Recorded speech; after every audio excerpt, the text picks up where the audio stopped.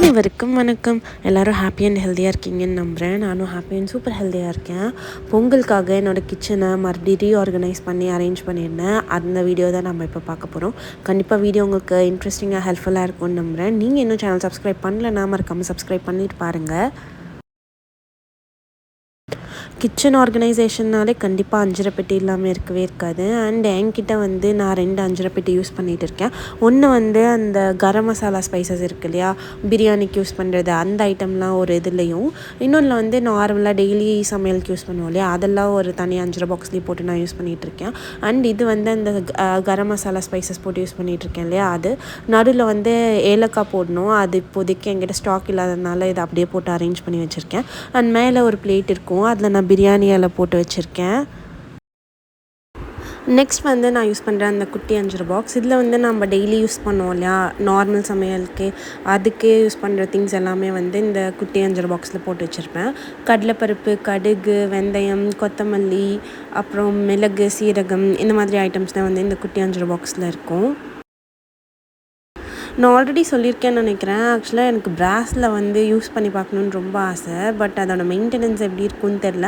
And normal பிராஸ் மாதிரினா அது ஒவ்வொரு டைம் நம்ம நார்மலான பூஜை பாத்திரம் விளக்கவே எவ்வளோ கஷ்டப்படுறோம், அந்த மாதிரி ஐட்டம் என்னடா பண்ணுறதுன்னு சொல்லிட்டு ஒரே யோசனையாக இருக்குது. மீஷோவில் வந்து ப்ரைஸ் ரேஞ்ச் எல்லாம் செக் பண்ணி பார்த்திங்கன்னா ஒரு 600லேருந்தே ஒரு நார்மல் சைஸான ஒரு 5 பாக்ஸ் வந்து கிடைக்கும் பிராஸ்லேயே. அதோட ஸ்டார்டிங் ப்ரைஸ் வந்து ஒரு 600, ஒரு 550க்கு மேலேயே கிடைக்கும். நீங்கள் யாராச்சும் வாங்கணும்னு நினைக்கிறீங்கன்னா மீஷோவில் செக் பண்ணி பாருங்கள்.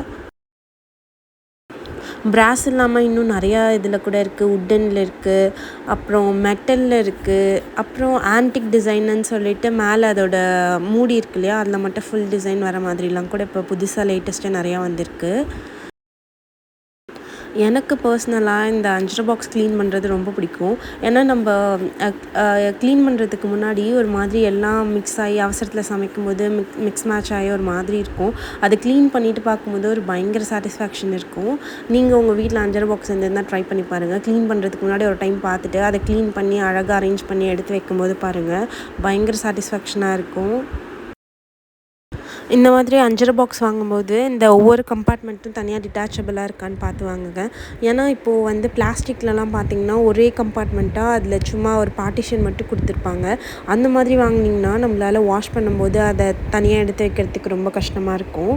ஸோ இந்த மாதிரி 5 பாக்ஸ் வாங்கும்போது டிட்டாச்சபிளாக இருக்கான்னு பார்த்து வாங்கினீங்கன்னா உங்களுக்கு வாஷ் பண்ணும்போது இல்லை திருப்பி அதை ஆர்கனைஸ் பண்ணும்போது ரொம்பவே ஈஸியாக இருக்கும்.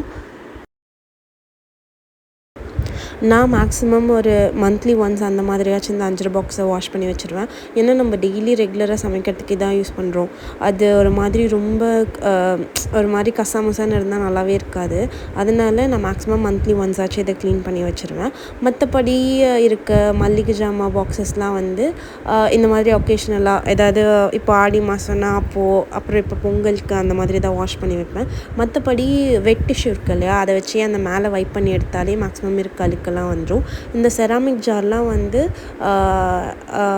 டெய்லி ரெகுலராக வாஷ் பண்ணணும்னு அவசியம் கிடையாது. ஏன்னா அது மேலே அந்த மூடி இருக்கு இல்லையா, அதில் மட்டும் தான் மேக்ஸிமம் அழுக்கு இருக்க வாய்ப்பு இருக்குது. அது வந்து நம்ம ரெகுலராக மந்த்லி ஒன்ஸ் இல்லை அந்த மாதிரி ரெகுலராக செக் பண்ணி நம்ம வந்து வெட் டிஷ்யூ வச்சு வைப் பண்ணி எடுத்தாலே க்ளீன் ஆகிடும். நம்ம ரெகுலராக வாஷ் பண்ணணும்னு அவசியம் கிடையாது. என்னோடய கிச்சனில் நான் எப்படின்னா, நம்ம மேக்ஸிமம் யூஸ் பண்ணுற சமையலுக்குன்னு யூஸ் பண்ணுற திங்ஸ் எல்லாமே ஹேண்டியாக வச்சுருப்பேன். எல்லாம் கிட்டக்கிட்டேயே டக்குன்னு எடுத்து சமைக்கிற மாதிரி. மற்றபடி ஷெல்ஃபில் வந்து மல்லிகை ஜாமான் பெரிய லெவலில் இருக்கும் இல்லையா, பருப்பு, அரிசி அந்த மாதிரி ஐட்டம்ஸ் தான் அதில் வச்சுருப்பேன். மற்றபடி சின்ன ஐட்டம்ஸ் எல்லாமே ரீஃபில் பண்ணி யூஸ் பண்ணுற மாதிரி தான் இருக்கும். இப்போது பெப்பர் தீந்துருச்சுன்னா மறுபடியும் ரீஃபில் பண்ணி இதிலே யூஸ் பண்ணிக்கலாம். இப்போ சால்ட் அந்த மாதிரி, புளி, வரமிளகா அது எல்லாமே ரீஃபில் பண்ணி யூஸ் பண்ணுற மாதிரி தான் நான் வச்சுருப்பேன். அப்படி இல்லைன்னா ஒவ்வொரு டைம் சமைக்கும்போது மேலே ஷெல்ஃப்லேருந்து போய் எடுத்துகிட்டு வந்து சமைச்சி அந்த மாதிரி இருக்கும்.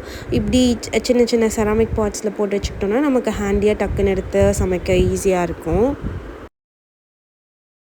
எங்கள் வீட்டில் வந்து ரெகுலராகவே மிளகு அண்ட் மஞ்சத்தூள் போட்டு பால் குடிக்கிற ஹேபிட் இருக்குது. டெய்லி நைட் டைமில் வந்து நாங்கள் கண்டிப்பாக இது குடிப்போம். அதனால வந்து நான் மஞ்சத்தூள் வந்து தனியாக ஒரு குட்டி செராமிக் ஜாரில் வந்து ஸ்டோர் பண்ணி வைக்கிறேன். அப்படி உங்களுக்கு தேவையில்லை அப்படின்னு நினச்சிங்கன்னா நீங்கள் இதில் செராமிக் ஜாரில் டர்மரிக் பவுடர் ஸ்டோர் பண்ண தேவையில்ல.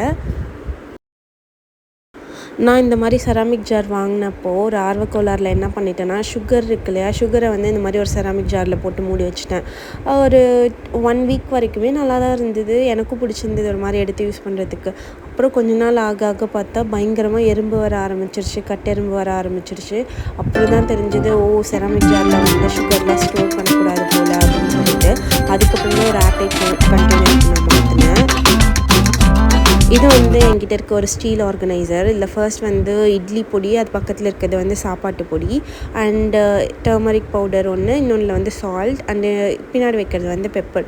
இதெல்லாம் வந்து நம்ம அடிக்கடி யூஸ் பண்ணுவோம் இல்லையா சமைக்கிறதுக்கு, அதனால் இதெல்லாம் வந்து அடுப்புக்கு பக்கத்துலேயே வச்சுருக்கேன். அண்ட் கீழே வந்து ஒரு பெரிய ஜாரில் வந்து தூளுப்பு அண்ட் இன்னொன்றில் வந்து கல்லுப்பு வச்சுருக்கேன். நான் வந்து சமைக்கும் போது கல்லுப்பு வந்து அவ்வளோவா யூஸ் பண்ணவே மாட்டேன். இப்போது கல்லுப்பு யூஸ் பண்ணுறது நல்லது இல்லையா, அதனால இப்போல்லாம் கொஞ்சம் பக்கத்துலேயே இருந்தால் ஞாபகம் வருமேன்னு சொல்லிட்டு அடுப்பு பக்கத்துலேயே வச்சுருக்கேன். அதனால் இப்போல்லாம் மறக்காமல் எடுத்து கல்லுப்பு தான் யூஸ் பண்ணி சமைச்சிட்ருக்கேன். நெக்ஸ்ட் வந்து இது வந்து கார்னர் ரேக். நான் வச்சுருக்கிறது வந்து 3 டயர் கார்னர் ரேக். கிட்டத்தட்ட ஒரு 3 இயர்ஸ் கிட்ட நான் யூஸ் பண்ணிகிட்ருக்கேன். பயங்கர ஸ்ட்ராங் அண்ட் ஸ்டடியாக இருக்குது. மேலே இருக்கிறதுல வந்து ப்ரௌன் சுகர் அண்ட் சுகர் வச்சுருக்கேன். அண்ட் அது கூட டீ தூள், காஃபி பவுடர்லாம் வச்சுருக்கேன். அண்ட் செகண்ட் ரேக்கில் வந்து அந்த செராமிக் ஜார்ஸ் இருக்கு இல்லையா, அதில் ஒரு ஜாரில் வந்து புளி, அப்புறம் இன்னொன்றில் வந்து வரமிளகா போட்டு வச்சுருக்கேன். அண்ட் ஒரு கண்ணாடி பாக்ஸில் வந்து கருப்பு உளுந்து இருக்கு இல்லையா, அது வறுத்து பவுடர் பண்ணி வச்சுருக்கேன். அதில் வந்து குக்கீஸ் செய்யும்போது யூஸ் பண்ணுவேன். அப்படி இல்லைன்னா பாப்பாவுக்கு வந்து அதை மட்டுமே வந்து பால் மாதிரி சத்து மாவு உருண்டை மாதிரி செஞ்சு கொடுப்பேன். அப்புறம் அந்த குட்டி ஜார்ஸில் வந்து ஒன்றில் ஏலக்காய், இன்னொன்றில் கிராம்பு, அது வந்து டீ போட யூஸ் பண்ணுறதுனால குட்டி ஜாரில் எடுக்க ஈஸியாக இருக்குமேனு வச்சுருக்கேன். அண்ட் பெருங்காயத்தூள். அண்ட் கீழே இருக்க அந்த 3rd டயரில் வந்து நம்மளோட 2 அஞ்சரை பாக்ஸ் அண்ட் அது கூட அந்த இடிப்போம் இல்லையா, இஞ்சி இடிக்கிற கல், அதுவும் வச்சுருக்கேன். இது வந்து என்னோடய இன்னொரு சில்வர் ரேக். இதில் வந்து ஃபஸ்ட்டு எனக்கு ஹரிசான்டலாக வைக்கிறதா வெர்டிக்கலாக வைக்கிறதான்னு ஒரே கன்ஃபியூஷனாக இருந்தது. ஏன்னா ஓடிஜி வச்சுருக்கேன், அது பக்கத்தில் ஒரு ட்ரேயில் வந்து கெட்டில் வச்சுருக்கேன்னா, ஸோ அதனால் வெர்டிக்கலாக வச்சா ஸ்பேஸ் இருக்குமோன்னு பார்த்தேன். பட் ஆனால் வெர்டிக்கலாக வச்சா கம்ஃபர்டபுளாக இருக்காது. அதனால நான் மறுபடியும் ஹரிசான்டலாகவே மாற்றிட்டு கீழே வந்து எக் ட்ரே அண்ட் அதுக்கு மேலே யூஸ் பண்ணுற இடுக்கி அண்ட் அதுக்கு சைடில் வந்து நைஃப் ஷார்ப்னர் வச்சுருக்கேன். அண்ட் அதுக்கு மேலே இருக்க ரேக்கில் வந்து பெரிய கரண்டிலாம் ஒரு இதில், நெக்ஸ்ட் இதில் வந்து பீலர், அப்புறம் ஃபில்டர்ஸ்லாம் ஒரு இதில், 3rd ரேக்கில் வந்து குட்டி ஸ்பூன்ஸ் அண்ட் 4th இதில் வந்து நைஃப்ஸ் அண்ட் சிசர்ஸ் எல்லாம் போட்டு வச்சுருக்கேன். அண்ட் அதுக்கு பின்னாடியே வந்து என்னோடய கட்டிங் போர்டும் வச்சுருவேன். இதுதான் என்னோடய 3rd ரேக். என்னோடய கிச்சனை நான் இப்படி தான் ஃபைனலாக ஆர்கனைஸ் பண்ணி வச்சுருந்தேன். இன்னும் கொஞ்சம் பிளான்ஸ்லாம் இருக்குது. அதுவும் சீக்கிரமாக அப்டேட் பண்ணிவிட்டு உங்களுக்கு சீக்கிரமாக வீடியோ அப்லோட் பண்ணுறேன்.